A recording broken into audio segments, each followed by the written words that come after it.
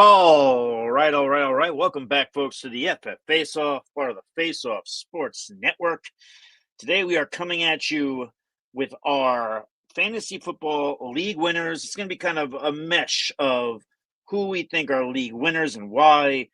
We're going to plant some flags. Some of these predictions might be a little bold. It might be a little spicy, but we are going to back it up with context. And also, we will answer your questions on air if you're on the YouTube, which, by the way, YouTube numbers are surging. We appreciate the hell out of you guys. It doesn't go unnoticed. If I could ask anything of you wonderful people, it will just be to, while you're there, be sure to hit the like button, hit the subscribe button, the bell icon, notified every single time we go live, all that fun stuff. Last but not least, don't forget to go to fffaceoff.com for all of your fantasy football, NFL, and sports betting needs. Content is going to be coming up, and actually, we are going to be taking part in the starts and sits and all that fun stuff on the website. So if you like our content here, well, you're going to get more of it to read. While you're on the toilet. Good times. My name is Michael Hopp. You can follow me on X at the FF Realist. I'm joined by Suds and Duds, Mr. Pete Nova. He can be followed at Supernova38. That's 2 R's, of course. Pete, how's about you? A lot of wardrobe changes before the show, but how's it going? I'm doing all right. I probably shouldn't have wore this because the Phillies are getting their asses kicked right now. So probably gross. Probably would have been best not to go out and do that. But yeah, I'm feeling all right. It's getting dark really quick lately. I mean, I don't know about you guys, but it's raining here. But yeah, it's not a great feeling when it starts to get dark this early these days. So, for me, it's beautiful because it means football is just about here. So. There you go. Hello, everybody. Thank you. And last but not least, of course, I guess maybe he's getting chilly because he hasn't worn tank tops for the last few shows. It's throwing me off a little bit. I don't like it, Anthony. His name is Anthony Servino. He can be followed, the real NFL guru. Anthony, sweetheart, how's about you? Doing great, guys. Happy to be here. Flag plants, league winners, bold predictions. It's predictions week on the show. Coming to you tomorrow, NFL futures and betting picks Friday, final movers of the season. So, and obviously next week we get into week 1 programming. So a lot going on here. Yeah, I wish I could be here tomorrow, but I cannot. I will be doing a draft with some of the guys on Twitter from Long Island. Should be a good time. We'll be at a bar in Wanta. I forget. I would drop the name, but I forget. I'll drop it before the end of the show. Come on down. Have a drink on me. Just one, though. Then you buy me 2. All right, we're going to get into this. I do want to mention, though, we are doing a giveaway. I'm going to kick this one to Pete. Pete, what are we giving away, and what do these wonderful people have to do to get involved? Yeah, so we are giving away a Chris Johnson signed autographed jersey. It is going to essentially all you got to do is send us an email. I'm going to throw it in the chat. Send us an email at our face-off email and pretty much just say done. Give us your first name, last initial. That way we can throw you on the giveaway wheel. And we're going to draw the winner Monday night of week 2 during the Eagles-Falcons game. Prior to that, when we go live, we'll do the drawing. But it should be a fun time. So send us an email. We'll bring it up towards the end of the show because I know we still have people that are filing in. So we appreciate that. But I will send it in the chat for Facebook and YouTube right now.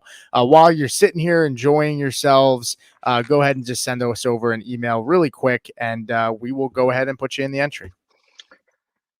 Now, as we move it along, before we get into our picks and our bold takes and our so on and so forth, by the way, we will answer your questions on air if you ask them. We are going to start to introduce Super Chats starting next week, which means if you pay with a question, it takes priority over everything else. But again, we're going to start to roll that out on Monday as we gear up for the season because we're expecting a lot of questions because you guys are doing a great job of tuning in. But before we get into our picks, we do have to go back in time on this fine program, which, by the way, you can always go back on YouTube into our archives, check out a bunch of shorts and fun stuff. We had a discussion about Dalvin Cook, who is now a member of the Dallas Cowboys, and it's going to be a little contentious here between Pete and Anthony. I'll throw some jabs in and laugh. But, Pete, whenever you're ready, roll that beautiful bean footage. Through training camp and preseason. And a lot of these other running backs, they're going to be coming off the street. Foreman, if he did get cut, that's a positive. He would get the call before Kareem Hunt. He would get the call before Cam Akers. So you're investing in draft pick. Maybe he gets cut, but he's going to be the first guy that gets a phone call to get a new job. Yeah, but there's going to be there's a chance that Dalvin Cook still doesn't have a job. He may get signed in camp. No, just saying.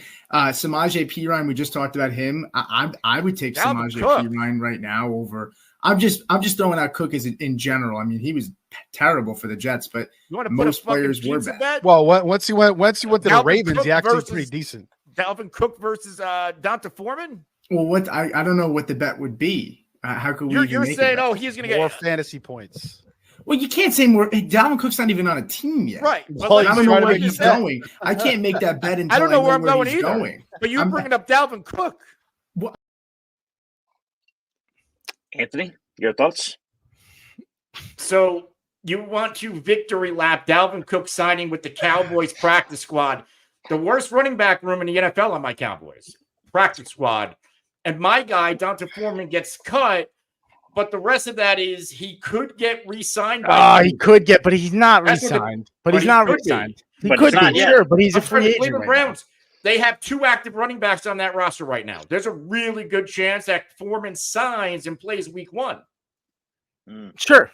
And I will still make a pizza bet on D'Onta Foreman, who is unsigned, will outproduce Dalvin Cook. I will still make that. And you wouldn't make that bet. He's not even on your guy. Wasn't even on the roster. You wouldn't make that. I will make the bet. My motherfucking guy is not on the roster.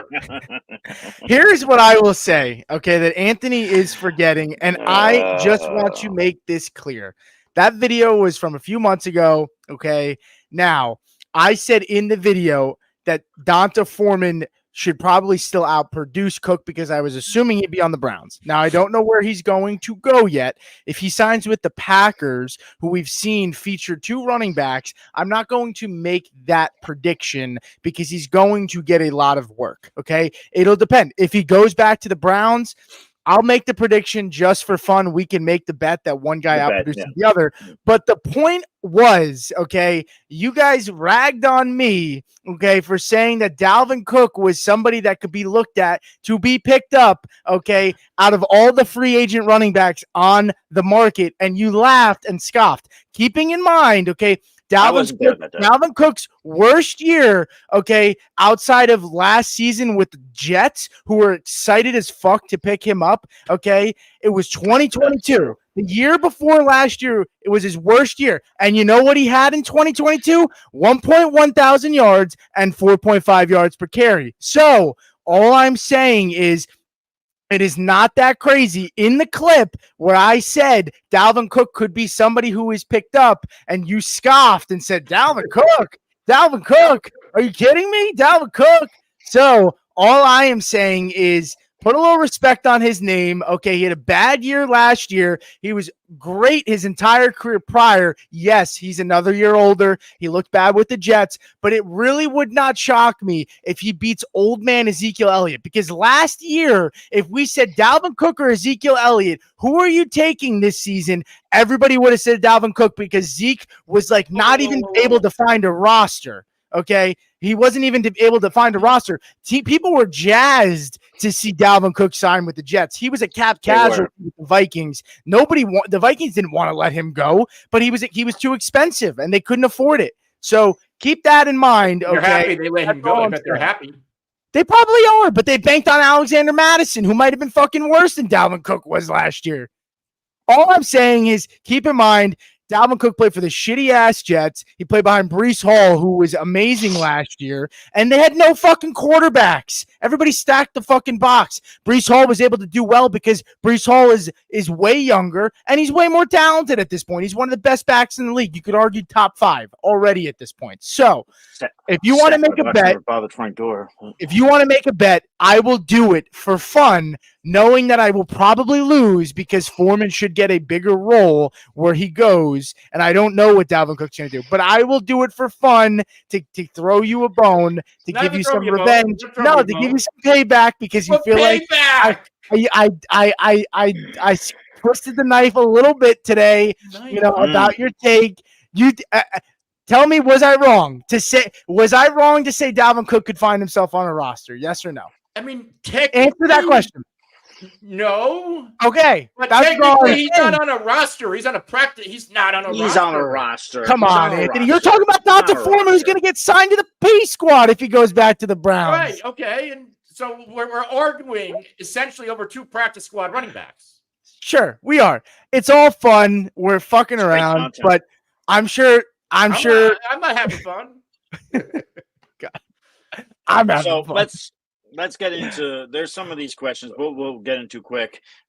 Bryson Hodges said favorite QBs if you punt to position and don't draft one in the first 8 rounds. Anthony, do you have one that comes to mind for you? I bet it's probably Kirk Cousins, who goes a little bit later. I mean, first 8 rounds in a 12-team league, you're looking at potentially guys like Jordan Love, CJ Stroud, Dak, Jaden Daniels, Caleb Williams, Trevor Lawrence. Like, if you really want to punt the position, you can get Kirk Cousins, maybe round 12. Maybe, Aaron Rodgers, round 14. But like round 8, round 9, round 10, you're getting good quarterbacks that can potentially perform really well. Joe Burrow can be an 8th-round quarterback. I don't know how good he is. Like, if you're a league that's quarterback heavy, all right. But if your league is not a quarterback heavy league, there are really nice guys you can get between rounds 8 to 10. I just named you some of my top guys. Dak could be a 9th-round quarterback, and with CeeDee Lamb right now back on the team. Your full systems go with a monster year from Dak Prescott. Dallas could throw even more than last year. So, as crazy as that sounds, it doesn't sound crazy to me. I mean, we just established that they probably have the worst running back room in football, so it doesn't surprise me at all. That's actually my expectation. That's why I still have CeeDee Lamb. I put him back up at number 1. What was it? But Cody did ask, which we didn't get to. He said, will Zach Moss get the starting gig in Cincy? Seems like a late round steal. I think he gets the starting gig, but I also think these guys are going to eat into each other on a game-by-game basis. I think it's going to get frustrating at times, but I do think Zach Moss gets that job. Where is this? Also, well, I'll take this one real quick, and then Pete, you could manage the questions. I think we have a Facebook question after this one, but Will asks, and I'll take it because I'm a Niner guy. Why San Francisco do Elijah Mitchell dirty? I don't know what you mean by that. I don't know. I mean, he gets injured. He's made of glass. He had a hamstring injury. It got worse, and they put him on season-ending IR. If you watch the preseason, I mean, I get it. He was hurt, but Jordan Mason is having the training camp of his life. Isaac Renardo, he has played well. He had that 92-yard, 94-yard kickoff return, but he did suffer a bit of a hamstring injury himself, but they expect him to be back by next week. So I'm not sure what you're referencing by how they did him dirty. I mean, he's got to stay on the field, So there you go. Pete, did you want to man the questions then? We'll pump these out. These few. So we have Mackie or Mackay. Sorry, Mackie. I don't know how to pronounce your name. She's a mod on Facebook. We appreciate you coming in and supporting us as always. She said, do you think it'll be Zeke Cook combo? Zeke touchdown guy. I really don't know. I'm just giving Anthony shit right now, to be honest with you. If I was going to own anybody there, I would just take the flyer on Rico Dowdle at this point, just because he's younger. He's going to get work there. And I think it's more Zeke and Cook fighting to be the 1B. And I think Dowdle's going to be involved regardless. I don't know if I could say the same for Cook. And I don't know. Zeke could be dog shit this year. We have no idea. I was just really quick. I agree about the Rico thing. I don't mind drafting Zeke in best ball because I do feel like they're looking for him to be that. They're not looking for him to be what he was. They're looking for him to be that solution in the red zone when Tony Pollard just couldn't punch it in. So I think they're looking for him to be that guy. So I like him in best ball because I think he might give you a couple pop weeks, but yeah. Yeah, I agree. All right, what else we got? Greg says, hello, Jamie, what's going on? Where would Foreman go? Oh, Packers, that's a good one. Yep, that makes a ton of sense. Back to Cleveland is a rumor. Yeah. Back to Cleveland. I did hear that as well. It makes a lot of sense. Cleveland, for what it's worth, they kept 4 quarterbacks. I think they probably told Foreman, hey, we're going to bring you back. We're just got to figure out what we're doing with these quarterbacks and see if they could trade one of them. Or if not, they'll probably cut one of them and try to bring one of them back on the P squad.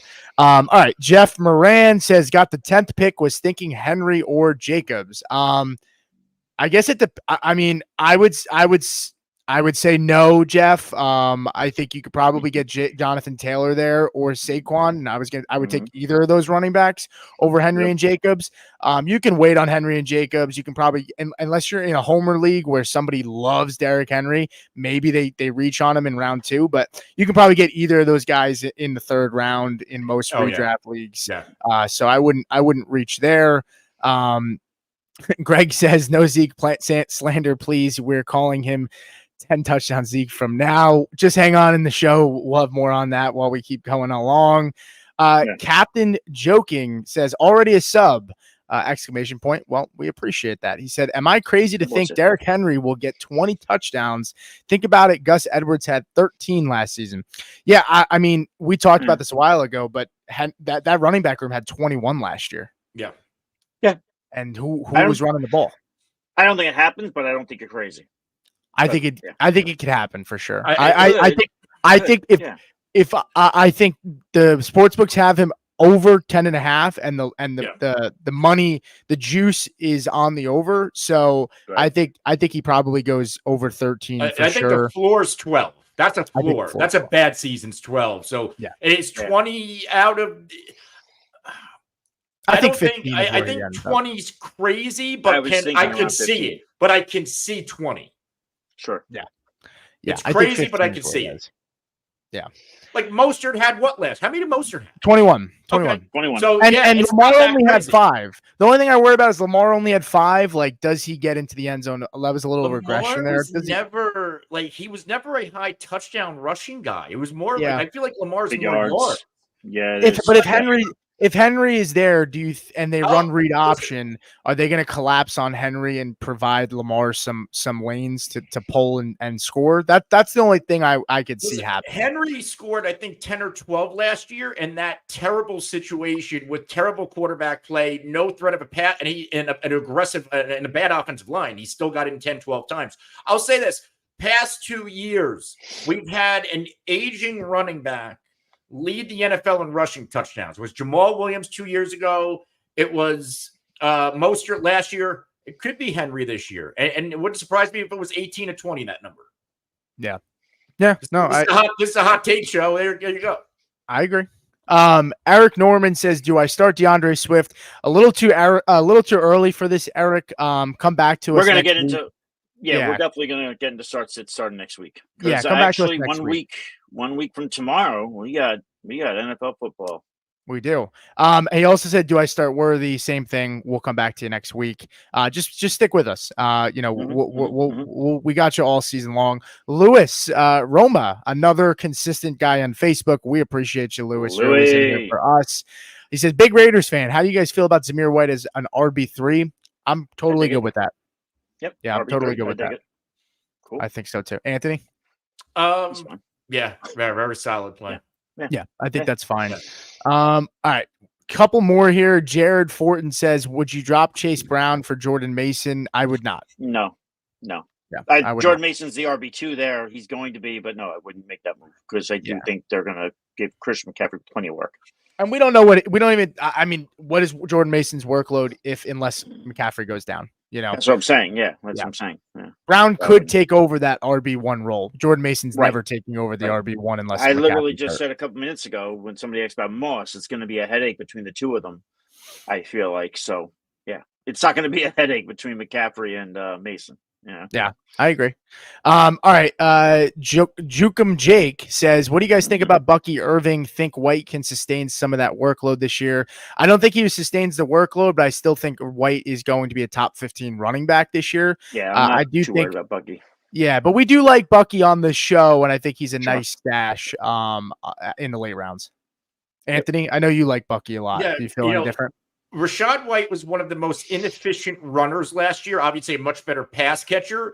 And Bucky Irving can do a lot of the same things that Rachaad White can do. There's also a note that came out that, it was like a Kyron Williams comp or something like that. And the reason for that is Liam Cohen comes from that Sean McVay trade. So, like, if you're looking for that, like, there's 3 running backs I like that you can get relatively late that could potentially be league winners or vastly outperform ADP. Bucky Irving, Ray Davis, whose ADP is creeping up. And then the big sleepers, Tyrone Tracy. Yeah, absolutely. All right, a couple more here, and then we will get into the main meat of the show. We've got a lot here, guys, so we may just have you guys hold off. Also, just an FYI, as long as you guys are watching, just hit the like button there too. Oh, okay. Then you're going to talk about the Ayuk news because Brandon Ayuk did not report to practice today. By the way, he did not report. Okay, well, we'll see where that goes. The saga continues. We need to get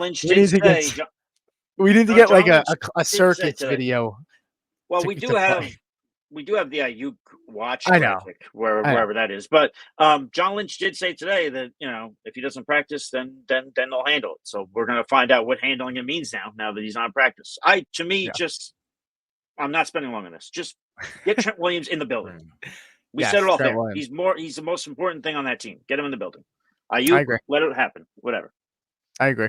All right, Zach, and then we will hold off. There's a couple more questions. Just give us, we'll come back to you guys. Just hang with us. Zach Wagner says, keeper league with the 2nd pick. I have St. Brown, Dalton Kincaid, Garrett Wilson as keepers. Pretty good keepers. Hard to do better than that. Top guys available are AJ Brown, Gibbs, Marvin Harrison, or Saquon. Where would you go? I will let one of you guys answer this. I think my answer is pretty easy though. Mine would be AJ Brown. I would swear. Okay. Keeper league 2nd pick. I mean, you could do Marvin. But... Yeah, it's AJ Brown for me. Yeah. Yeah. I'm to be honest with you, I actually prefer Saquon because he doesn't have running backs and he's got St. Brown and Garrett Wilson already. So for me, I don't want to be a pig and grab a 3rd wide receiver and then running backs are washed up by the time it comes back to you. But it would be pretty elite. It's hard to go wrong there. I think Marv is the last guy I would take in this. Yeah. Just because I normally would take Marv over Gibbs, but because you need a running back, I don't think Marv trumps Gibbs or Saquon. But I understand taking AJ if you just want to be a monster at that position. All right, we have a couple more questions. Just hang tight with us, guys. We're going to get into the main part of the show, and as we go through each player and prediction, we'll get to your questions. Yeah, so we're doing fantasy football league winners. It's like a hybrid of league winners. So we're picking guys we think are going to succeed great, above expectation. We're doing a little bit of there's a little bit of boldness in some of these picks, and they're flag plants. We are planting our flags today. So I will just say that the 4th member of the Fab Four could not make it today. He's a little under the weather. So Steve, we hope you get well soon. And we don't have to spend too much time on this because we did just answer a bunch of questions. But I will just say his 2 picks that he had, he wanted us to mention them on air. Trey McBride will finish as the tight end 1 in fantasy football this year. And his second take was Terry McLaurin will have a career year. Again, we don't spend too much time on this, but did anybody want to take a crack at those 2 predictions? Anybody like him, hate him, anything? I like McBride more. I think he's extremely good value. You're getting him 2 rounds later than Kelsey and Laporta. And I like the upside. We've talked about him a lot on the show, but I think he has tight end 1 upside for sure. Terry McLaurin, I'm not super high on just because, they did bring in Noah Brown. So we'll see how that offense looks. It gives another weapon on the outside, but I think the McBride has a better chance of being more accurate than the Terry take, in my opinion. So I'm actually the flip-flop here. I think McLaurin to have a career year is more within the range of outcomes. And not saying McBride can't do it, but I think McLaurin one's more likely because McLaurin has not had an impressive career. So, it's not like he's had a wide receiver 10 or 12 year. I don't think he's ever cracked the top 15. But he's had 4 years straight of 1,000. Right. Yeah, 1,000. His thing when I look at that, and Anthony, I'm kind of piggybacking you because I'm going with your side on this. I would roll with the McLaurin take over the McBride one, even though I don't think the McBride one's bad. But I feel like when we look at Terry McLaurin this year, we're looking at what we used to look at for DJ Moore before he absolutely took off. There's a phone ringing here. We can ignore that. Let me grab it here. It's not important. So anyway, that being said, I do think that we're going to get touchdowns from Terry McLaurin this year. That's what I think makes it a career year. I'm going to mute my mic now, and we can move on. Pete, Anthony goes first. Go. Anthony is Anthony Richardson. So we're going to start out with Anthony Richardson here, and I believe Anthony Richardson, and this is going to be a hot take, finishes as the overall quarterback 1. And it's crazy, but I don't think it's that crazy if you look at some of his numbers from last season. So last year, Anthony Richardson, very small sample size. And yes, we do have to note there are injury concerns. But he was one of the best quarterbacks in the NFL, small sample size, when it comes to fantasy points per dropback, which is one of the top indicative metrics of future success of fantasy quarterbacks. Richardson last year recorded the highest fantasy point per dropback since Lamar Jackson in 2019, which was a historic season. Richardson, 29.2 fantasy points per 4 quarters, the highest all time of any rookie quarterbacks. And despite missing most of the season, this is a good one here. Richardson matched CJ Stroud, who everybody loves and played all year. Richardson matched CJ Stroud in weekly top 5 finishes. Richardson's a really,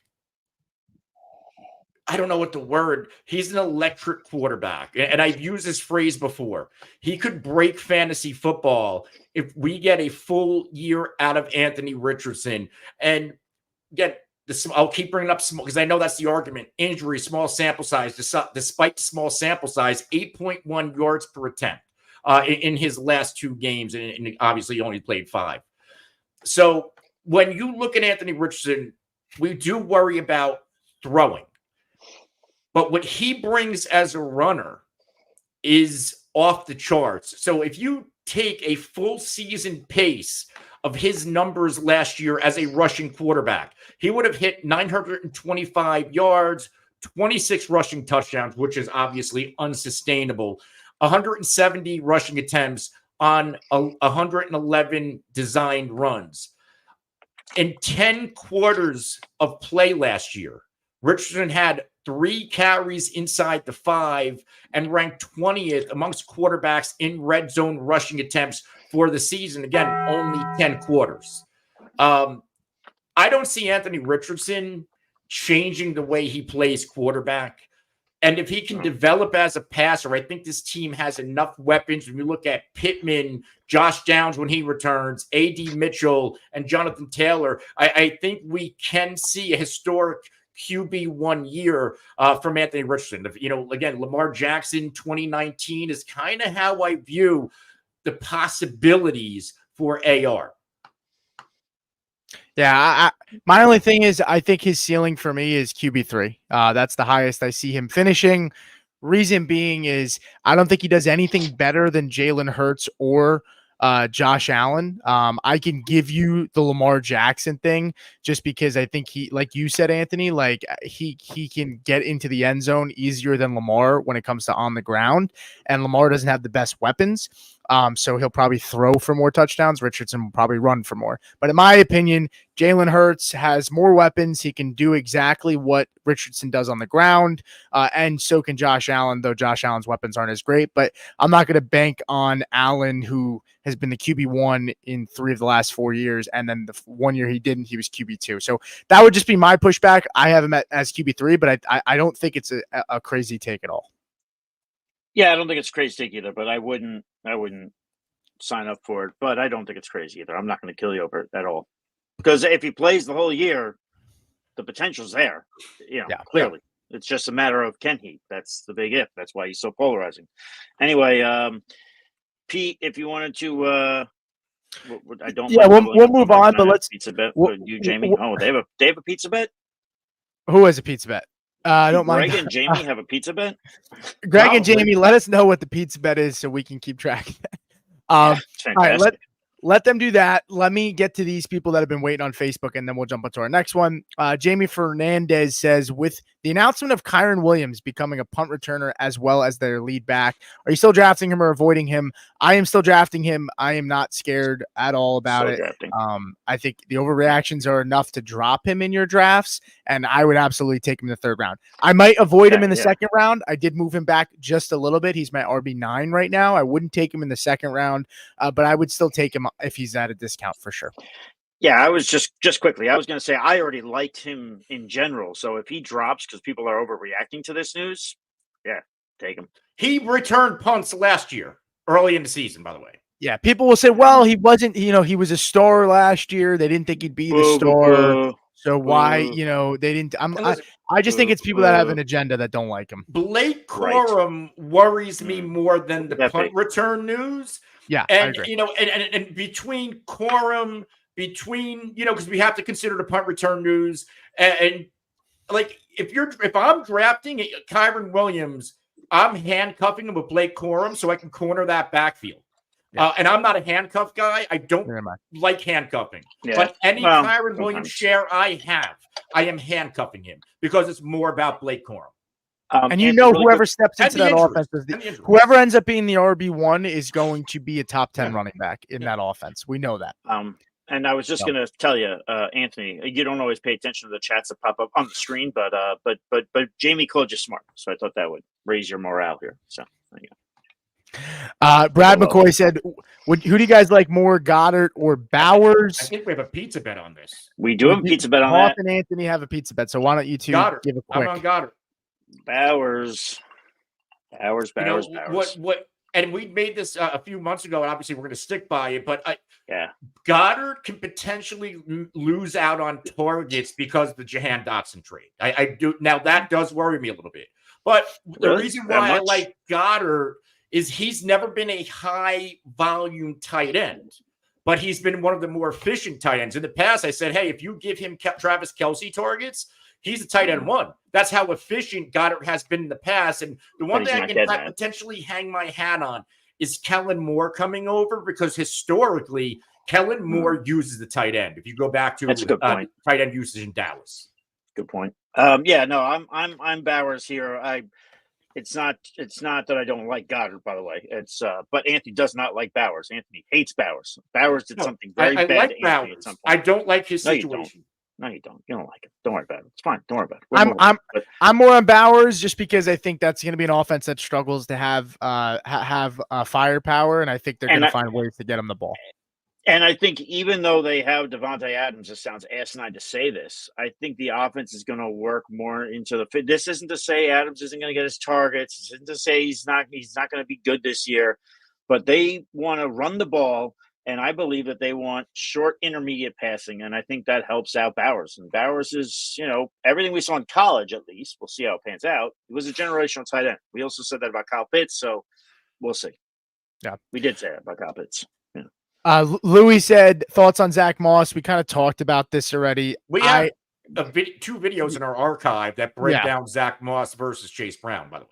And I'll throw, while you're talking, I'll throw a link in the chat for him. Yeah. What a guy. So, Anthony will throw a link in the chat. I mean, for me, I prefer Chase Brown. I think this team, I said it actually last night when I did solo, but I think this team, the defense is going to be bad, and I think this offense is going to throw the ball more, and I think that helps more for Chase Brown. Look at what Joe Mixon did in the pass game, in the receiving game with Burrow, and I think we know what Zach Moss is at this point. So I'm more leaning into the untapped upside of Brown, who looked pretty solid with the ball in his hands.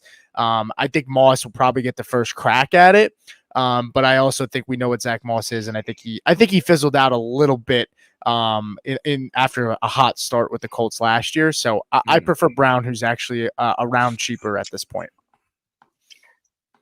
There you go. Pete, you want to get into your next, not your next. Yeah, we'll get to the next one. There's a couple more people in here. Just hang tight, guys. And what I will say is, again, this is as we start, and Hoff mentioned it, but Facebook we do stars where you can send in a couple bucks with a question, as well as YouTube. We want to get to you guys. If you want us to get to you quicker, send us in a super chat on YouTube with a couple bucks. Doesn't matter. It could be $1. It doesn't matter. Same thing, or Facebook, and we'll make sure to get to you quicker, as well as we'll make sure to answer. When we get a lot of questions, it's going to be hard to get to everybody once we get a lot of people in here. This is going to nice be problem to have. Pete's first season here and Hoff's first season back. Last year in particular, we would get over 100, 150 questions in season, and with these with these stars and super chats are going to do, we will guarantee to answer your question and get to it. When a super chat comes through, it's highlighted on our end. We see it coming and we get to it. Yeah. Yep, I agree. All right, so we'll roll into my guy, right? Can we just do this one quick, only because he sent it twice, and I feel bad. Yeah. He's got Xavier Worthy or Keon Coleman PPR. He might have sent this 3 times. I don't know, but we're not doing that for everybody. We'll do it for Jared. I'm going Worthy at this point. Yeah, me too. Yeah, I'm going to go Worthy I would go Worthy with the higher ceiling. He looks like he's going to be ready to go quicker too. I like Keon Coleman looks like he could struggle to. Jared's one of our OG Facebook guys from last year. Perfect. So I'm glad I did that. There you go. So, and we're going to get to a Bills receiver in a little bit after Pete's take here. Yeah. So my guy, I think Christian Watson will score 10 touchdowns this year. It is a spicy take. The reason being, Christian Watson in the year 2022 scored 7 touchdowns. Now there was less talent around him, but that was in 14 games. Okay. Last year, he scored 5 touchdowns in just 9 games, and he didn't even finish every single game that he was playing in last season. So to give you some perspective, and we talked Christian Watson already before in the last couple of times, his name's been brought up, and I've shared these statistics, but from weeks 4 to 13, he had 13 red zone targets. That was 6th in the NFL. 6th in the NFL. On top of that, he had a 50% target share, which was first on his team in the end zone. So, this is a team that when they're in the red zone, they're going to look for him early and often. Watson scored 5 touchdowns in the red zone in 9 games when he was healthy last year. He had 4 touchdowns from week 11 to 13 when he was healthy last year. So, in my opinion, I think Christian Watson has the ability to be that alpha. And I'm really, I know it's a hot take. I'm not saying it's going to happen, but we've seen what he can do, and he hasn't finished a full season healthy, and we've seen him get up to 7. And that was his rookie season. He had 7. So I think he's a little better now than he was as a rookie. And I think he's going to be healthier this season. And if he finishes a full season, I think he gets up to 10. Yeah, no, I actually, again, as much as I would like to argue with you guys in this show, I actually kind of agree with this, especially if he plays the full season. He only had 16% of the team's touchdowns last year. As far as receiving, I do think that number goes up, and I do think that he could get to 10. I think 8 to 10 is it's probably close. I'm definitely locked in for 10. But my bold take is that he will have 10 this year. But I think he's locked in for 8 is what I meant to say. Just 8's the floor for me. I'm just gonna put this out here because ATL's he's an asshole. Our resident troll. He thinks he's very funny. He's gonna go to my home league group chat and go, "Oh, I made a joke on this show, guys. It was so cool." He's asking, "Are you guys surprised that Devon A-Chain wasn't cut with his injury history that you people are talking about?" He does have an injury history. Just fucking deal with it. And also, by the way, if you keep mouthing off, guess what? You could pay for the train ride yourself, you schmuck, on Sunday for our home league draft. I know him. I could talk to him like that. It's fine. That's all right. I don't talk to everybody else like that. But just shut the fuck up, will you? Jesus Christ. All right. Calm down, Hoff. All week. All right. Ty Williams said, "Should I be worried about Nico Collins and his touches?" Why don't one of you guys grab this? Listen, I'm in on Nico Collins. He's one of my guys this year. Is there a concern about his target opportunity? Yes. But last year, he didn't have a large target opportunity either, and he finished as a top 10 wide receiver in fantasy points per game. I'm more worried about what's going to happen with Tank Dell and Stephon Diggs. They paid Nico Collins, and that's after the Stephon Diggs trade. And I think that tells us enough that he's the alpha now and in the future of this football team. Yeah, no, I agree. So I'm not even going to spend time with it. I do want to put it's not like he had 140 targets last year and they bring on Diggs. Like, he's not going to get fewer targets. He's not going to go from 107 targets to 8. They didn't pay him They didn't pay him for that. Yeah. William Stevenson gave us a nice comment, though. He said to the viewers here, you're going to want this advice when you're sweating on Sunday morning trying to figure out who to start. Trust me, it's won me many leagues. William, we appreciate you as always. And no, ATL, we're not answering your next question because I don't feel like it, and I'm getting on with my player. And my player is Khalil Shakir. And I'm saying, now listen, this isn't the spicy take like we've been getting so far this show, but I believe in it wholeheartedly. He's going to be the best 11th round pick that you can get in your fantasy drafts. He's going to finish with more than 1,000 yards. He's players going in the 11th round right now. You talk about Romeo Doubs, Tyler Lockett, Justin Herbert, Pat Frymuth, my boy Khalil Shakir, Trevor Lawrence, Zach Charbonnet, Cole Kmet, Chuba Hubbard. I mean, I like Chuba Hubbard. I do, especially with Jonathan Brooks with the news that he's going to be on the PUP. But I like Khalil Shakir a lot. And why? Stephon Diggs leaving to go to Houston, whom we just discussed with that Nico Collins question, leaves 160 targets out there available for Khalil Shakir. This is a player, he was only targeted 45 times last year. That's going to go up. That's going up. And because Dalton Kincaid, yes, people say he's going to get targeted more. But let's not forget, he did get 91 targets last year. So how high is that going to go? What is he getting 140 targets? I don't think so. He had 91 receptions. I don't think he's getting 140 or God knows how many targets. So I think that's got to go somewhere. I think it goes to Khalil Shakir. I think he finishes as the best Bills wide receiver. I especially like the start to the season. If you guys are playing DFS, they play against the Cardinals. It's one of the highest scoring games on the week as per Vegas. And then also after that, next 2 games, they played the Dolphins and the Jaguars. Both of those teams finished in the top 12 in points allowed to wide receivers last year. So I like him out of the gate. I like him for the season. So I got Khalil Shakir going for over 1,000 yards. I got him being the best pick, bar none, in the 11th round. Draft him, forget him, enjoy him, all that fun stuff. But I love Khalil Shakir this year.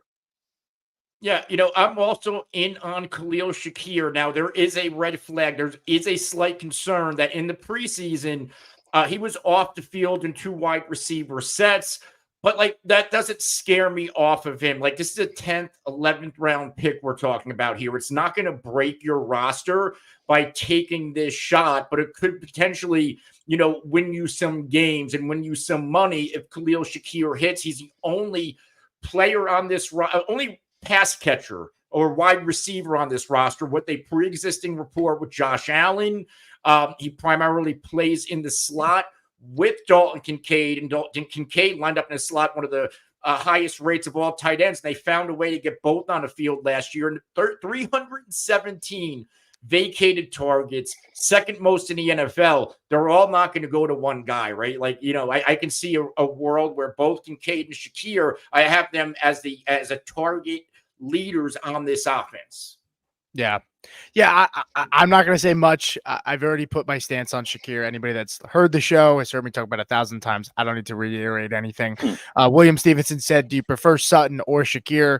I think we all prefer Shakir. Steve is the only guy that maybe prefers Sutton. But I'd have to ask him. I know he's a big Sutton fan, but I don't know. I was hoping Steve is a Shakir guy. Okay. Yeah. I was hoping I could have squeezed a pizza bet out of Pete when I saw that question, since he's a Broncos guy. No. Okay. Okay. Greg in here with a super chat. Hey. We appreciate that, Greg. Thanks a lot. He said, please make Anthony repeat the following. I am wrong about Anthony Richardson. The guy has no arm talent and probably doesn't get a second contract. Anthony did pay, so he did pay. All right. I am wrong about Anthony Richardson. The guy has no arm talent and probably doesn't doesn't get a second contract, get out of here. I don't believe Clip it, though. Clip it. Hurry up. Throw it on Twitter. And he said that's £5. So what does that equate to in America? I think that's good. That's like $150. No, yeah. No, we appreciate it. Thanks, Greg. Greg, thank you. One more question before we get to our second round. Andre, we've seen Andre in here before as well. We appreciate it. I thought he was going to request the Blue Oyster Bar dance, honestly. You could play it. He's the only one who knew what it was. He did know Where's that. the music? I didn't know what it was until you showed me it, but I thought it was pretty hilarious. I'm not going to lie. Play it right now. I'll pour some whiskey while you play. Put my hot dog hat on. I love hot dog hat on. Yeah. All right. Andre, we appreciate you hanging in. He said, number 2 pick, Tyreek Hill or CeeDee Lamb, 12-man PPR, no keeper. It's CeeDee Lamb for me. Yeah. Same. Yeah. The moment he signed that contract, I moved for literally a day and a half. I've had Tyreek ahead of Lamb because I was worried about the contract. But no, it would be CD. There's a world where you can take Tyreek Hill, but I'm still siding with CeeDee Lamb. Yeah. Yep. No, of course. Yeah. No, I don't blame anybody for going Tyreek, but only because it was about my particular player, and we're going to get to the next player. Gladys on Facebook did ask, where was that? She said Shakir or Curtis Samuel. Josh Allen is her QB. Well, congratulations to you on that. I would go Shakir. I love Shakir this year. I think Samuel will pop. Samuel will have good games for sure. Because someone's going to have to. But I think it's going to be Shakir over the long haul. And Samuel already has the turf toe, and anybody that has had turf toe, like that shit lingers. Like that is not fun. So try having gout too, by the way. I've never had Gout's that. Bitch. Never had gout that. Sucks. I broke the ball of my foot when I was in high school playing football, and they thought I had gout, and then they realized it was like you just broke the ball of your foot. So that was fun. And Greg says, thank you, Anthony. I know it hurt to say that. ATL said Anthony responded to a troll comment in a very adult manner. Jukum Jake said, I hope Anthony is wrong because I have Pittman. I don't believe that he made me say it. Wrong about what? My bold predictions that Anthony Richardson finishes as the quarterback 1. It's fantastic. Well, I think he meant wrong because I got paid to say it. Oh, whatever. We're clipping that anyway. All right. We have a couple more questions. Ty, Andre, just hang out. Just give us a second. Let us get to our next player here in the program, and then we'll get to your questions. That's like fantasy football prostitution. And by the way, ATL, Anthony responded to the troll comment in a very adult manner, but he was paid to do so, and he also hasn't been nagged by him all week, nonstop on the cell phone. Anthony, though, you are up with your next flag plant. What do you got, man? So my next flag plant, my guy is Garrett Wilson.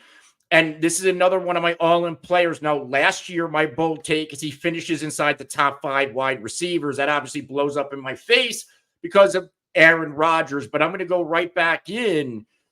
And I believe Garrett Wilson finishes the overall wide receiver 1. I think that's well within his range of outcomes. Now, let's start with the ancillary reasons is that we got Aaron Rodgers coming back. I think Aaron Rodgers has a little bit of a chip on his shoulder, and they upgraded the offensive line with 3 new veteran starters, one of which future Hall of Famer Tyron Smith. We know he can miss some time himself, but again, 3 new starters on this offensive line. I think that makes a difference when it comes to pass protection. And also, if Aaron Rodgers did go down, knock on wood, Tyrod Taylor's a QB2. I know Tyrod Taylor's not a world beater, but he is a vast upgrade of any other quarterback on this Jets roster who's played with Garrett Wilson in his career. Like Tyrod Taylor is an upgrade over Tim Boyle, obviously, Zach Wilson, and those, Mike White, you name it. So I think there's a little bit more protection in your Garrett Wilson investment.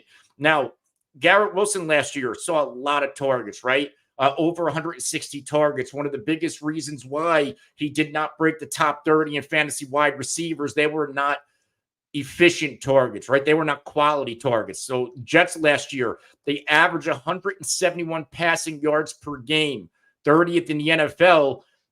but they were 11th in pass attempts. That is atrocious. Quarterbacks that started last year, Wilson, Simeon, Boyle, more atrociousness. Now let's get trash into on top Garrett of Wilson. trash. Let's get into Garrett Wilson. The largest air yards share in the NFL, 45.63%, but only recorded 1,042 receiving yards and 3 touchdowns. His target volume, 4th most targets in the NFL, 168. This is a Nathaniel Hackett offense that likes to feature one receiver, if we remember those Davante Adams seasons. But only 103 of those 168 were graded as catchable targets. The Jets were 30th completion or adjusted completion rate and 27th in catchable target rate last year. Now, red zone usage, which is big for this, Wilson had 17 red zone targets, 12th most at his position, only 3 touchdowns. We blame that on the quarterbacks.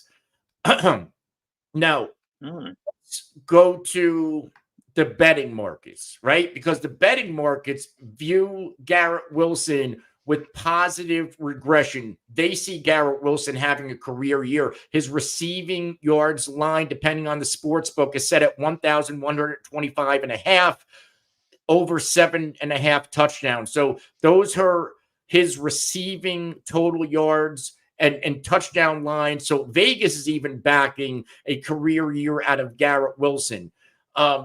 Listen, between the quarterback upgrade, whether it's Rodgers or Tyrod, the O-line upgrades, and we know that Garrett Wilson is talented, and we go back to those old Aaron Rodgers, Nat Hackett years in Green Bay. Davante Adams, you can make the case, was the best fantasy receiver in football year in and year out. I think that is a ceiling for Garrett Wilson. And in the back of the first round, it is well within his range of outcomes to finish as the overall wide receiver 1. I mean, it's a lot like your Anthony Richardson one. I love Garrett Wilson. I don't think he finishes as bold prediction show, man. Sure. We're rolling bold prediction there. Yeah, I get it. But yeah, it's going to kind of support. I shouldn't talk too much on it because it's going to support my take that's coming up in a few minutes. But yeah, so I don't know. I don't see him finishing as number 1, but I do see him as being damn good this year for a lot of the reasons that you mentioned. I mean, the catchable target thing that you mentioned was just asinine. He was playing with terrible quarterbacks. Jamie's going to hate my take in a couple minutes, but we'll get to that, Jamie. Stay tuned. Pete, I think we had a question from Andre on Facebook I said I was going to get to. Yeah, we had Ty first and then Andre, so let's go Ty. Ty said, thoughts on David Njoku? Should I try to get somebody else? I think we're all in consensus on this. Yeah, I think. I would Watson just has it. Yeah, go ahead. Go ahead. No, go ahead. He has a history of not throwing to the tight end. And yes, Njoku had some games with Deshaun Watson where he did well, but the bulk of his fantasy production was when Joe Flacco was quarterback. We shouldn't even act like Deshaun Watson's going to be healthy all year because ever since he's been out for a season, he has really not played a lot. So I guess you take it with a grain of salt. I just err on the side of caution. I'd rather go somewhere else. Yeah, I mean, the drop-off is Ferguson for me. And Evan Ingram actually is now ahead of Kyle Pitts in my tier rankings. I've started to really get even hotter. I think Ingram. No, actually, I'm sorry. It's he's moved up in front of Kittle, so he's like my tight end 7, and I'm kind of right there where I'm comfortable taking him over Pitts at this point too. But yeah, I mean, to Hoff's point, like we just don't. They haven't been able to unlock David Njoku in this offense for years, and then Joe Flacco comes in and they unlock him, and then but we saw what happened with Watson, so I don't have a lot of faith in that. I think I'm making sure I get one of the tight ends before Njoku is there, or else I'm probably pivoting off of Njoku and I'm probably taking even like a Brock Bowers and maybe a Taysom Hill and rolling the dice with those two guys. Yeah, Ferguson was where I draw the line of comfortable tight ends I'm willing to leave a draft with. Yeah, is Ferguson from Dallas, and I have him well ahead of David Njoku anyway. in terms of, number one last year, red zone targets in Dallas, and he's the clear number two. I don't think Cooks, is anything more than what we saw last year. Maybe Jalen Tolbert breaks out, but there's a very good chance Ferguson is number two target leader for the Dallas Cowboys, who I expect to throw more this year. Yeah, no, I agree.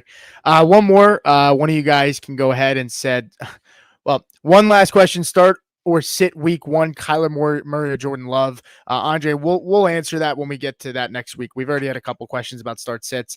Hang tight with us. Yeah, I would say without looking at the Green Bay game, I think we agree Buffalo, Arizona is going to be a shootout in week one. So, but we will Kyler give Murray a bulk of our. We'll give all of our insight on week one next week for sure. Yeah. But yeah. No, absolutely. Ty said, thanks guys. Yep. All right. Let's jump in. We have a couple more things and we will get to them. And let's see. Yes. Well, I'll go before you because we don't want to double up because you get what I'm saying. All right. My guy, or at least my flag plant is Brock Purdy will come up big in the fantasy playoffs.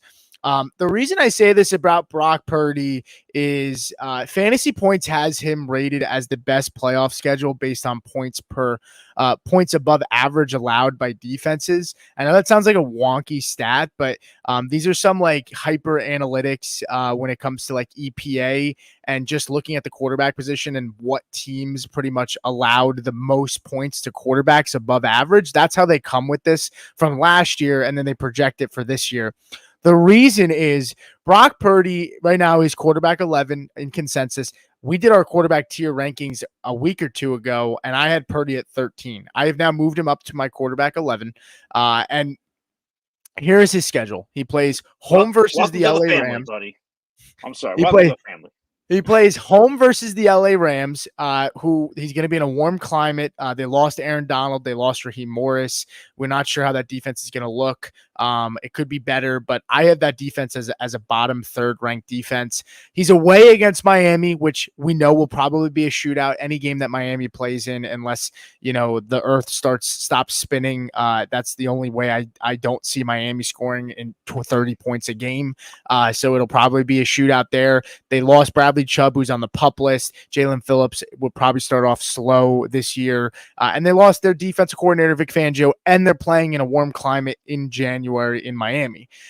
The last week, which would be the fantasy championship game, they're home against Detroit, which again is in a warm climate. Detroit also ranked 6 in points surrendered above average to the quarterback position in fantasy last year. And, they're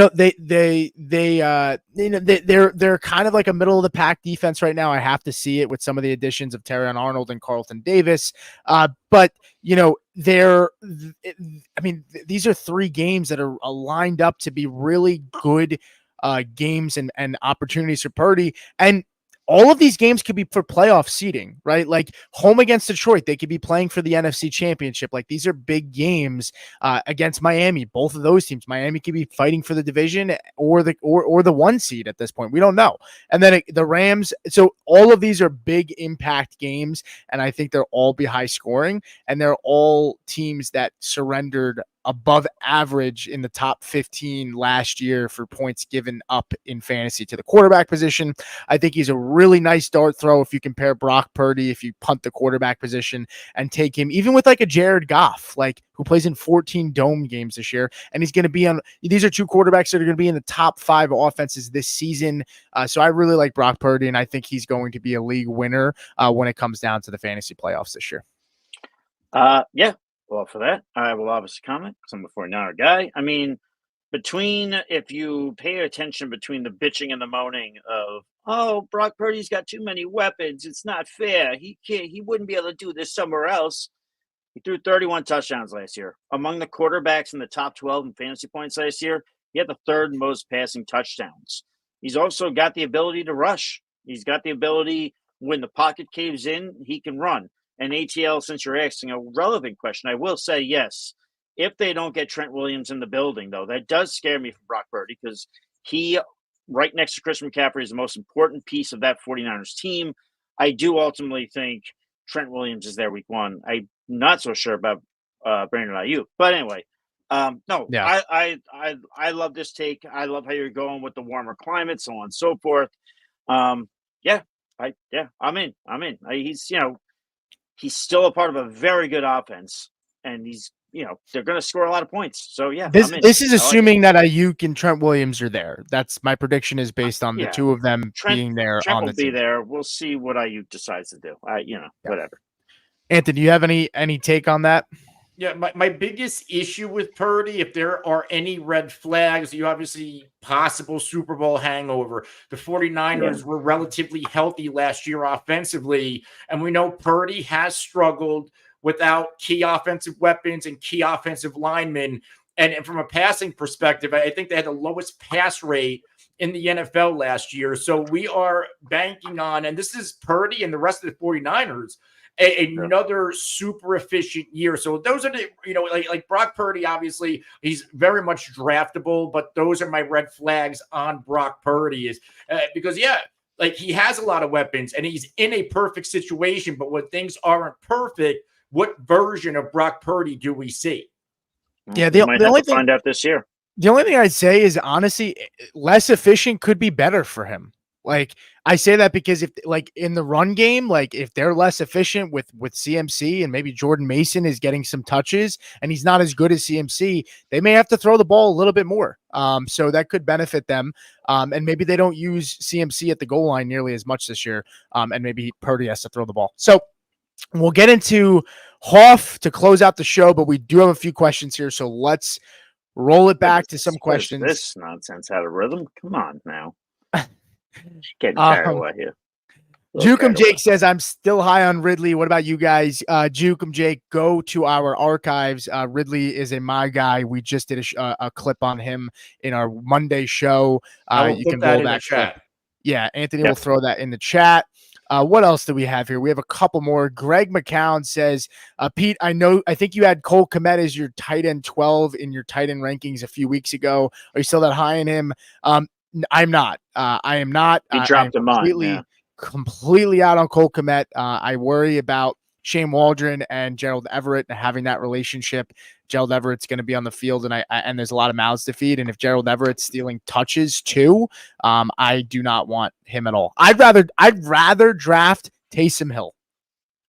Honest to God. If Taysom Hill is a tight end in your league, 100% over Cole Kmet. Yeah. But I will say I was in a draft last night. It was IDP, 3 starting IDP guys, regular fantasy starters.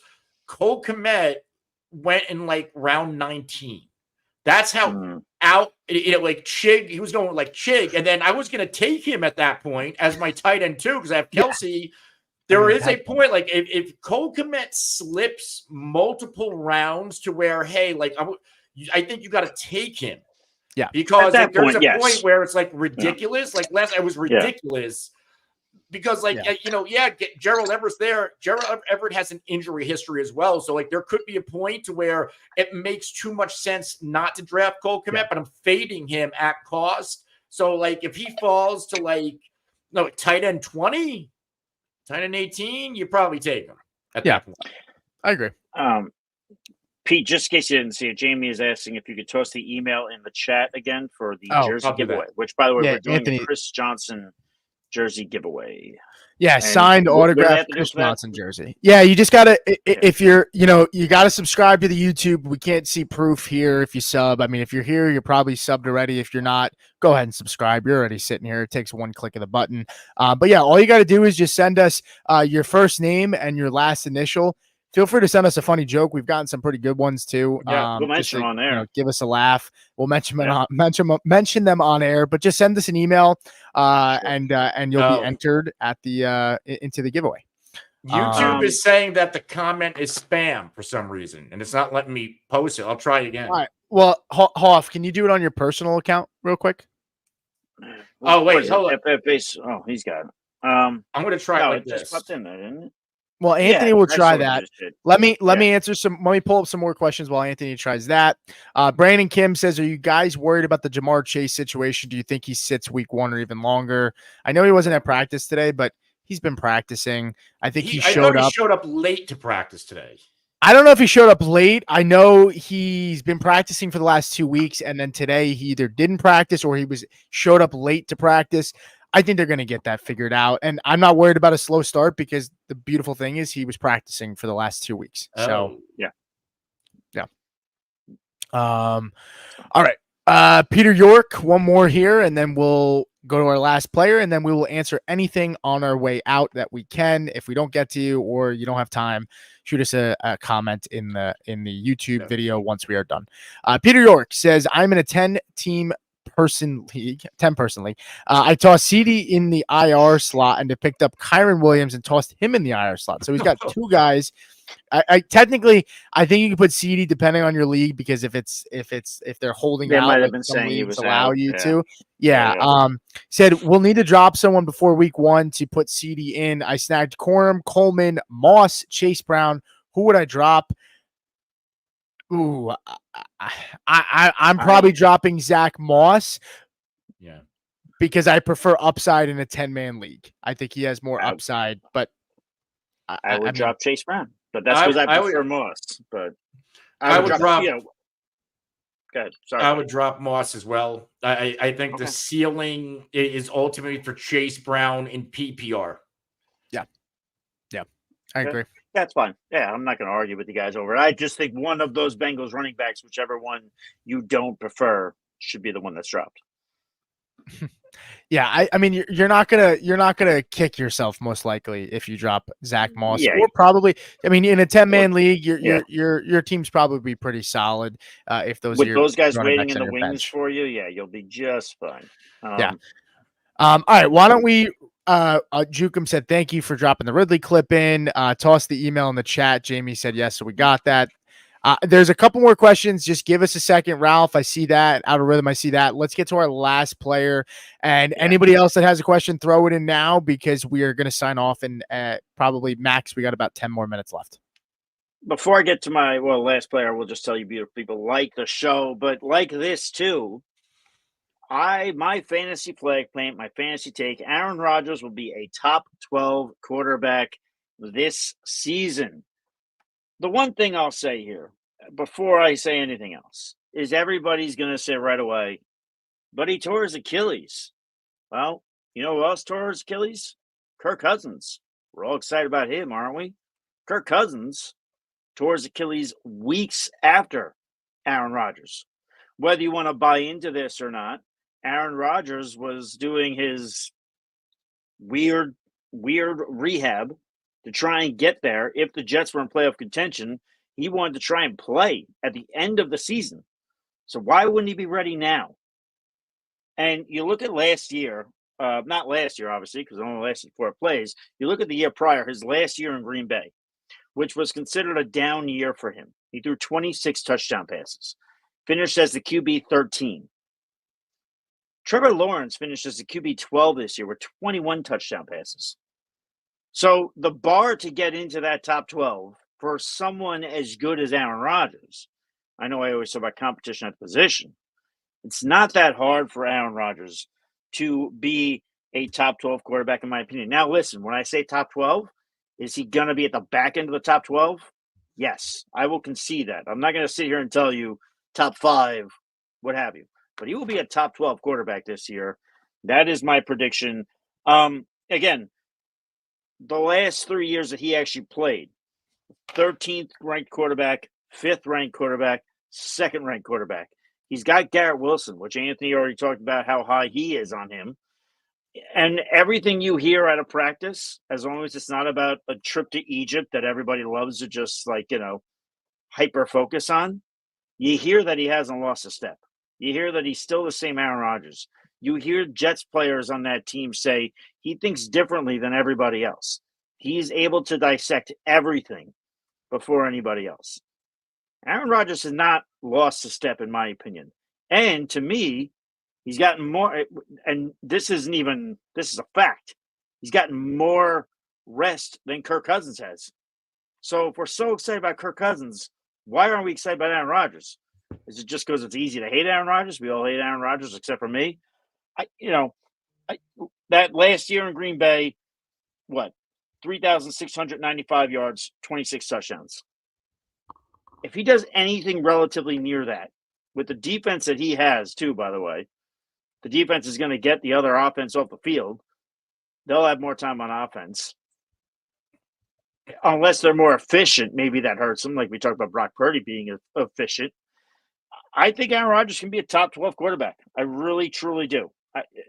The bar to get into that 10 to 12 range is not that high. So Aaron Rodgers, top 12 quarterback, in my opinion. He can do it. I'm believing in him. I'm believing in the Jets, just not week one, of course. Anthony, since you had the Garrett Wilson take, I will kick it to you first on your thoughts on my take with Aaron Rodgers being a top 12 quarterback. Yeah, I can buy into it. Like there is no system shock, new team shock, because he has Nat Hackett, who he's had in Green Bay and put up 2 MVP seasons with Nat Hackett. And let's face it, Nat Hackett isn't calling the plays. Aaron Rodgers is. And this offense is going to throw. They have Breece Hall, but I went over it before with my Garrett Wilson take. I believe they were 11th in pass plays last year with one of the worst quarterback rooms in the NFL. Now you get Aaron Rodgers back.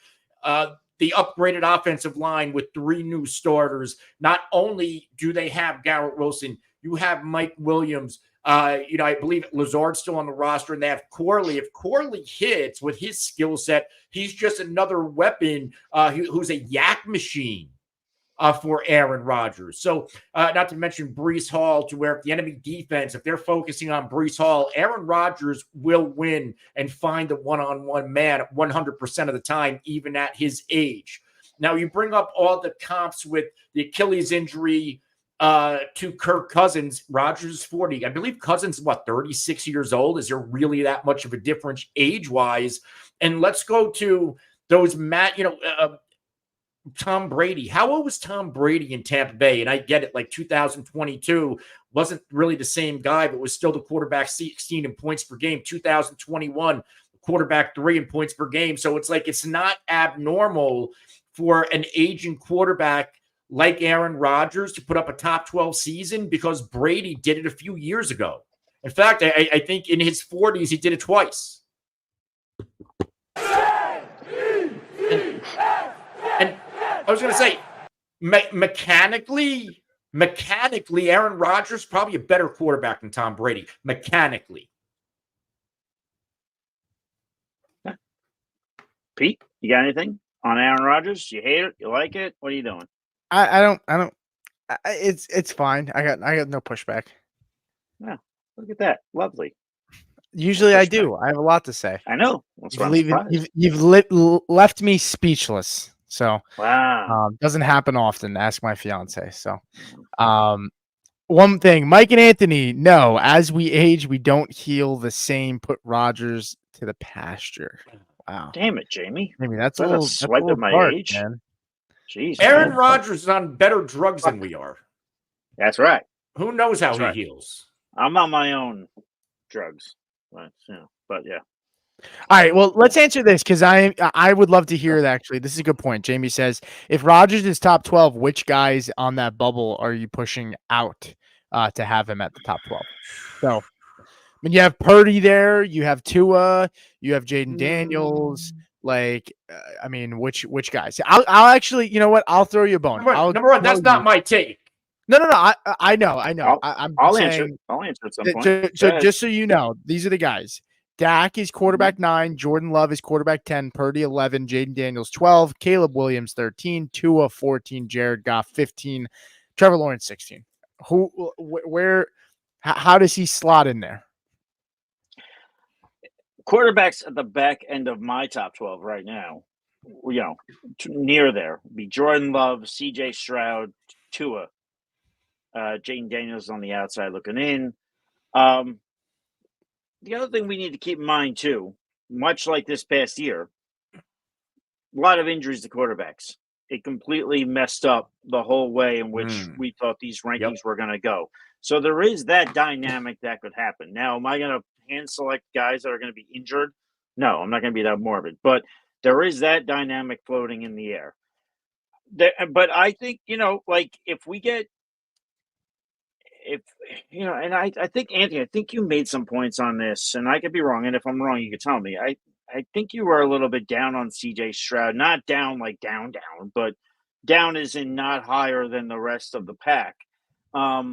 So I think there's a potential he could still be a good fantasy football quarterback and not finish in the top 12. I think there's a world where that exists. And I think there's a world where that could exist for Tua if they fall off in December, like they always seem to do. Got a lot of money for a guy who can't win games in December. So maybe that happens. That's kind of what I'd go with there. I think Jordan Love will still be in that mix. I'd probably handpick those two guys as the guys that Rodgers could potentially leapfrog. But I will say, in saying that he could be a top 12 quarterback, there are some things that need to go his way along with him playing well. I will say that. Number one on Tua was the QB9, but the QB16 in points per game. So there's some inflated games in there with Tua that could potentially keep him out of there. I think Jared Goff was a top 12 quarterback. He's another guy who got in there because of injuries. There were like maybe 3 or 5 quarterbacks last year. Guys like Richardson, who knows what pace he would have kept on if he played. Burrow, Kirk Cousins, and I believe I'm missing one that missed time last year that pushed some of these quarterbacks in. And that could potentially happen again. Injuries happen, and guys sneak into the top 12 that help out these takes. And my thing on CJ Stroud. CJ Stroud was the QB 11 last year with all those injuries. He's probably closer to QB 14 last year if all of those guys played. And, quite frankly, I get that they brought in Stephon Diggs. A lot of people said, oh, that means they're going to throw more. Not necessarily, because you're overlooking Joe Mixon, a vast upgrade, stable running back, 3-down back, and we're probably going to get an upgraded defense in year 2 under D'Amico Ryans. They bring in Donnell Hunter. If this defense is better, there's going to be a lot more Joe Mixon 4-minute drills than CJ Stroud trying to pass. And I said it earlier, Richardson, who played in 4 games, had the same amount of top 5 finishes as CJ Stroud, who played in 15. So, yeah, I'm pretty confident. Like, maybe that should have been a bust of mine, CJ Stroud outside of the top 12. Yeah. I will. And Stroud's a good NFL, very good NFL quarterback. That doesn't always mean you're a good fantasy quarterback. Sure. Jamie mentioned this, and I was going to say this because I do think in all of this, the one thing that could screw up everybody's rankings if they have them outside the top 12, Jared Goff. Jamie says Jared Goff will be a QB 8 to 10 with his 14 indoor games. I love the indoor games. We all know Jared Goff plays better indoors. I'm right there with you on that. I love Jared Goff. I think Jared Goff could be the joker in this mix that could screw everything up for everybody's rankings. So, Pete, do we have more questions? Is your cat done walking around the screen? Tell your cat next. Tell her next time she wants to walk across the desk that she has to buy a super chat. I'll let her know. Gabriel Butchered says, did Pacheco lose some value with Perine coming in? In my opinion, he did. Not a ton.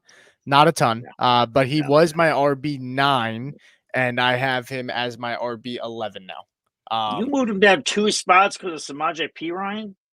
Yeah. I mean, look, the whole argument with Pacheco, the big piece of the argument was the 3-down work. Like, Samaje Perine led the league last year in receptions by a lot in the final 2 minutes. So, like, I was assuming Pacheco was going to get that kind of work. I do worry that Perine is probably a better receiving back than Pacheco. Yeah. I mean, I'm not saying he's a stud, Perine, but he's a quality player. Like, they wanted him on that team. They tried to trade for him before they signed him. So I know they wanted him. I'm not trying to say he's not a good player. I know he's a good player, and you bring up good stats too that showcase that. I don't feel like him joining the Chiefs warrants me moving Pacheco down 2 spots in my rankings. That's the only thing I take issue with. But you mentioned all correct things, though. My worry here is a lot of the reasons why we were all on Pacheco and an ascension out of Pacheco, and I brought this up. If you guys go into our Pacheco versus Achane video, I brought up the improvements in terms of points per game, rushing yards, rushing efficiency down the stretch in the playoffs in Pacheco games without Jerick McKinnon. Samaje Perine might fill that McKinnon role. And that kind of alarms me because I think he's an upgrade over CEH. I think he's an upgrade over Steele. McKinnon, veteran back, Andy Reid likes that. He likes that stability. And maybe it doesn't happen first 2 weeks as Samaje Perine gets acclimated, but I think he could potentially have a small role which cuts into Pacheco. And I hope that's not true because I like Pacheco a lot this year. But yes, he concerns me as much as it would concern me if they brought back McKinnon. Yeah. He had 50 catches last year. 50 on 56 targets. So he's sure-handed. He catches what comes his way. That's the McKinnon role, man. Yeah, that's what I mean. Andy and it's Reid. Not like I dropped him down much, but Josh Jacobs is risen. Josh Jacobs has risen for me. I don't know. You guys have been out on Jacobs. I don't know. I'm curious to know what your thoughts are now. And then we do have a question from Ralph, who's been waiting for about 20 minutes. So I apologize, Ralph, if you're still here. I will get to Ralph, that. and then we'll answer the Jacobs thing. Okay. Let's get Ralph. First. Ralph says, have the 202 in my draft Wednesday. Good luck. Says Gibbs, Taylor, or Saquon is guaranteed, but one will be gone. Can you start, bench, cut them, please? Love the streams. Well, we appreciate you. He says it's a 10-team league as well. He said already guaranteed he's getting St. Brown. I don't know how he knows this or why he knows this, but we'll operate that he's getting St. Brown. Maybe his league mates may have tipped themselves off. I don't know, but let's help him out here. Gibbs, Taylor, or Saquon. If it's a start, bench, cut, I'm going starting Saquon, benching Taylor, cutting Jahmyr Gibbs. That's where I'd go. Okay. I'm flipped. I have Taylor, Saquon, Gibbs. Okay. So start Saquon, bench. Is this PPR? Let's assume it is. All right, so start Saquon, bench Gibbs, cut Taylor, and PPR. Okay. That pains me to say standard, that. And if it was standard, just for argument's sake, then I flip Taylor and Gibbs. Taylor and Gibbs. I like Saquon regardless. He did say yes, it's PPR. And Ralph, we appreciate you sticking around. But Pete, you were asking us about our thoughts on Jacobs. Yeah, we've been out on Jacobs mostly. Now AJ Dillon's out for the season. Yeah, I'm higher. So when we did our ranking show, Jacobs was my RB13, and then I actually moved him to 12 the next day. I can't stop this cat. I can't. So I had him at 12, and now I have him at 10. It's not even so much that I'm out on Jacobs because there's something wrong with Jacobs. I'm not as high on Jacobs as others because there is a clear and obvious thing here where the head coach, Matt LaFleur, does not want to go with a bell cow situation. And that's what we're used to with Josh Jacobs from his days with the Raiders. He was literally asked about that. Like, are you going to go with a bell cow approach? And while he said we'll kind of play it by ear, he did go on to say, like, this is the philosophy that we do. We use multiple running backs. So the only thing I'll say is I think A.J. Dillon being out for the year limits his options if he wants to split up a workload. So that might bode well more for Jacobs. But I still have the same stance that I've had. Maybe I'll move up Jacobs a spot, maybe, depending on who I have in front of me. I have to double check. But I'm not. It's not going to be a dramatic move. I still think that he's going to want to give it to multiple backs, and we also have Jordan Love who's going to throw the ball. So, Anthony, are you with me? Listen, I'm still worried about Jacobs, even without AJ Dillon. They like Emmanuel Wilson. I'm going to bank on the history of LaFleur. Like it's not like when he had Aaron Jones and Aaron Jones's prime. It's not like he had world beaters behind him. Like he would concede touches to Dillon, and Dillon has not been great. He would concede touches to Jamal Williams, and we see that he's just a guy. So who's to say that he's not going to, give Emmanuel Wilson a run or Marshawn Lloyd once he's healthy and a better pass catcher than Josh Jacobs, we think. Give him some run. And right now on this running back depth chart, I see 3 running backs. So there is room for them to sign somebody.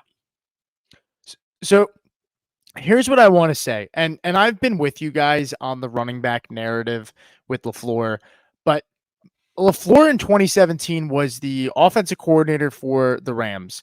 They had Todd Gurley that year. Todd Gurley was RB1. Am I saying Josh Jacobs is Todd Gurley? No, but Todd Gurley got 279 attempts. The next highest guy had 63. Okay, it was Malcolm Brown. You might say, well, who the fuck is Malcolm Brown? Who the fuck is Emmanuel Wilson? I mean, it's not like they have studs. This was in Yeah, 2017 when he was the offensive coordinator in 2017.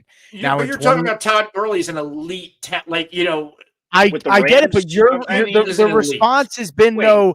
But was Aaron Jones at one point not elite? I'm not saying he was Todd Gurley, but like you made the same argument. But like Aaron Jones was one of the best running backs in the league in his prime, and they spelled him with other backs. So my point is, I think we're leaning into that narrative just a little too much because we've seen guys, the RB1s, be successful in fantasy. I mean, look, Derrick Henry too. I know it's Derrick Henry, but in 2018, he was Matt LaFleur's running back when Matt LaFleur was the OC of the Tennessee Titans. Henry got 215 touches on the ground. Like, how many touches does Josh Jacobs get this year? Does he get under 200?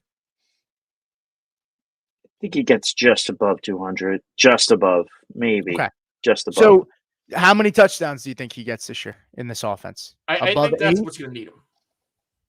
You think it's the touchdown? I think he needs the touchdowns to return. He needs touchdowns. I would say he's going to get maybe 6 to 8 is what I would say. I'm not giving him more than that personally. I'm not. But and that's fine. I think I think the passing game is good enough where they don't need to lean on him to do so. God damn with that cat, man. What's that cat's name? Dude, I don't know. It's the. What do you mean you don't know? It's the one that I took in. It's that one. That I took in. It was raining outside. I brought him in. His name is Ralph. Yeah. You don't know his name is Ralph. Ralph, stop walking in front of the fucking. The point is, I think Marshawn Lloyd has had fumbling issues. It looks like he needs a little bit of time to grow, just a little bit. I still like him. He's young. And I like Emmanuel Wilson, but I don't know it's enough. Like, I still think it's a 65-70 split where Jacobs gets most of the work. So I just think at this point, if Dylan was still there and Marshawn Lloyd was healthy and didn't have those fumbling issues and those concerns in camp, I would be like, yeah, totally agree. But everything that's led up to this point, I have to mentally adjust. And I've kind of, I don't want to get take lock on Jacobs because 2-3 months ago when everyone was like pushing him down saying 2 running back system, Marshawn Lloyd, exciting running back, yada, yada, yada, yada. Like people are still kind of there with, having a second running back that's going to be good, but we don't know what Marshawn Lloyd's going to be. He wasn't that good in camp, and AJ Dillon's done for the year. Emmanuel Wilson, he's solid. I mean, I know I joked about him, but I just, that's kind of my feelings on it. But Jamie wants to let us know that the Falcons traded Taylor Heineke to the Chargers. So there you go. Cool. Does that worry you guys about Justin Herbert, by the way? No. His availability maybe for week 1? No. Okay. I think it's I think it's the Chargers being proactive in case something else goes on with Herbert.